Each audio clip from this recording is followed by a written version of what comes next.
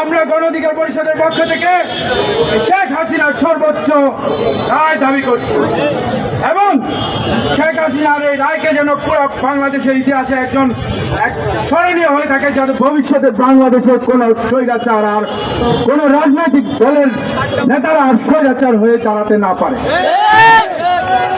আমরা গণ অধিকার পরিষদ সব সময় যখনই স্বৈরাচার ক্ষমতা ছিল তখন আমরা রাজপথে ছিলাম, আমরা রাজপথে আছি এবং ভবিষ্যতে বাংলাদেশে যদি দ্বিতীয় কোন স্বৈরাচারের জন্ম হয় আমরা গণ অধিকার পরিষদ রাজপথে থাকবো ইনশাআল্লাহ স্বৈরাচারের বিরুদ্ধে।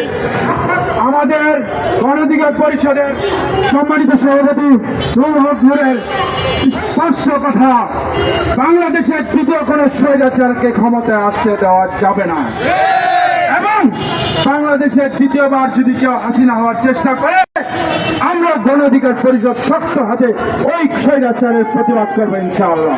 ধন্যবাদ সবাই।